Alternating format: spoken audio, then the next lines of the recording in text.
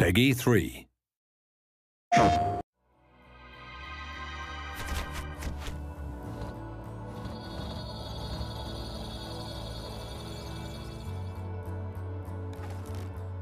When we first found out about PlayStation 4 and the features of the platform, we were really pleasantly surprised that they completely synced up with what we had in mind for Driveclub. It was almost a perfect storm, if you like. We had this desire to return back to realistic racing. We had this new hardware platform. It was just nice to finally align with both the platform and our own desires as a studio and try and kind of bring that game to life. One of the things that we really liked was this idea that this was for an integrated, social generation of gamer who are now used to immediacy, connectivity, and an untethered relationship with their video games, where they are in touch with those game worlds when they're on the bus, when they're at work, 24/7. We've taken everything that we've seen from the massive rise of social networks since the last console cycle, and really that's become a core pillar of what PlayStation 4 is all about. So, you know, Driveclub really works on that level better than anything else you've ever played. We wanted to create a community, a genuine, living, breathing community. So when it came to looking at how we tackle that from a Driveclub perspective, you know, what did community mean to us? It meant that you had to have the ability for players to race both competitively but also collaboratively. And if they're going to collaborate, they've got to be together in a club. You know, they have to be a team of racers. Within Driveclub, there will be a range of social connections. So you'll immediately be able to see all of your PlayStation Network friends, but then you'll also be able to see all of your friends and their connections within inside the game. So you'll be able to see how your friends are connected to other people. But we'll essentially make it very easy using the social connection feature to be able to find the perfect club for yourself.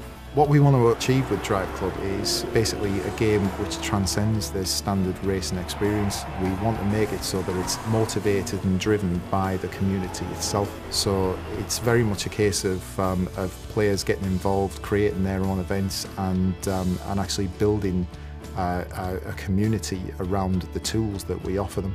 So at the core of Driveclub, you have the ability to, anything that you do in the game, any time that you set, any score that you set, you can bundle that up as a challenge and then send it to friends, club mates, even complete strangers. You know, you can pass this data on to them and say, look what I did, I dare you to beat it.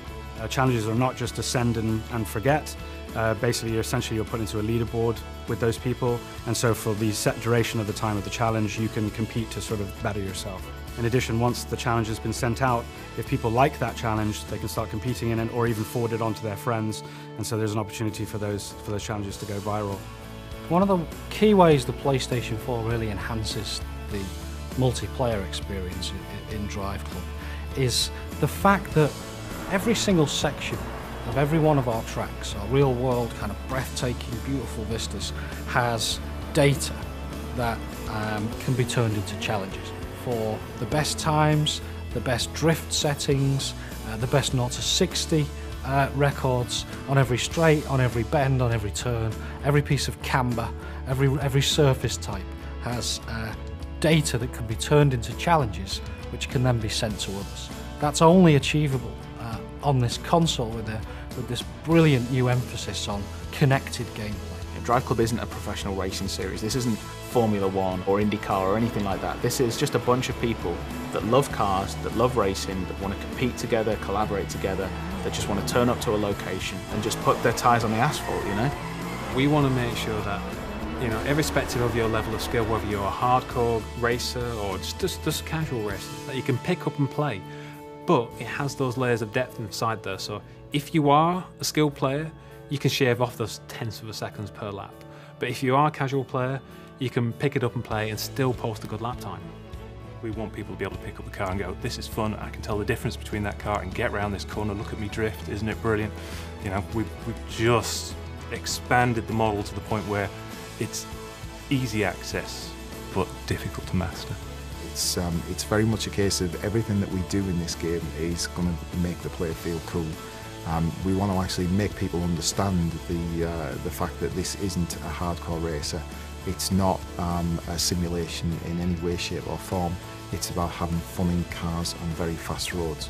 And of course, you know, being able to actually send out that information and by cool videos, screenshots, and even sharing it to things like Ustream and the like is absolutely integral to that.